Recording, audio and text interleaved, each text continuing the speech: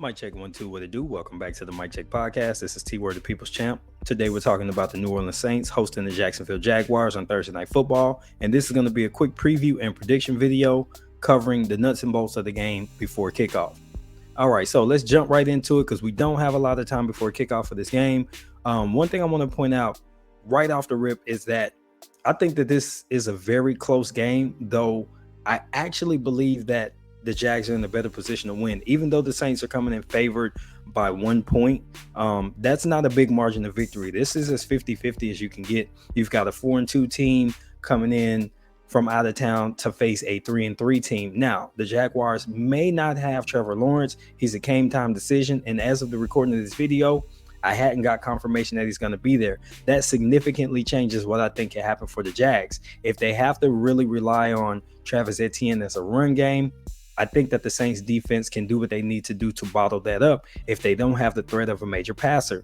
They're also going to face an old foe in Calvin Ridley, who's a receiver for the Jags now. And I personally don't see Ridley as a threat because he drops a lot of passes, and outside of week 1 and 5, he hasn't really been productive. In those 2 weeks, he caught 15 of 19 for a couple touchdowns and a lot of yards. In the 3 weeks in between, he hasn't really done anything. So what that tells me is that he has very uneven performance, and he'll be facing Marshawn Lattimore, who can exploit that.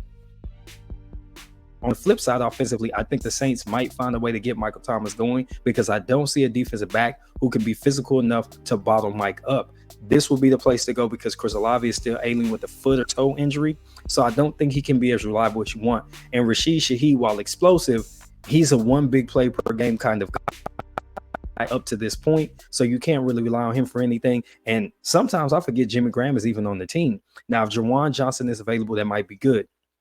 Now, let's talk about the defenses. On defense, the Saints are going to be with Demario Davis, who was also a game time decision, and I expect him to have an impact. If I'm the Jags, I'm going right at him and make him have a long day and force him to aggravate that injury, so to speak, because you're making him work harder by going right at him. If you move away from him and you try to act like he's not there, you're going to give him a chance to run free and clean and make the plays that he's used to doing. If you don't have your quarterback, you definitely want to run a double D and make it a long day for him. Defensively, though, I favor the Saints in this one, even though on offense, they're going to be without two offensive linemen, James Hurst and Ryan Ramczyk. I do think that the defense for the Jags is going to have a couple opportunities. I don't know that they're going to be opportunistic enough to capitalize. So I'm thinking that the Saints are going to have a better defense performance. And then offensively, I do believe that the Jags, without Trevor Lawrence, might be stuck in a gear for too long. And if you just keep letting the Saints get by, even if they're not scoring points, but you're not being productive either, that's when they're going to win games. Think about week 1 and 2 when they really couldn't get it going on offense, but they were keeping the opposing team's offense down, and they ended up coming out with victory. So I'm going to go ahead and predict this game to be a 3-point win for the Saints. I'm thinking like 17-14 or like 34-31. It's either going to be a whole bunch of points scored or just a handful, and the Saints are going to come out victorious at home, especially in prime time. I think they're going to step up in the bright lights and play like the team that many of us think they could be.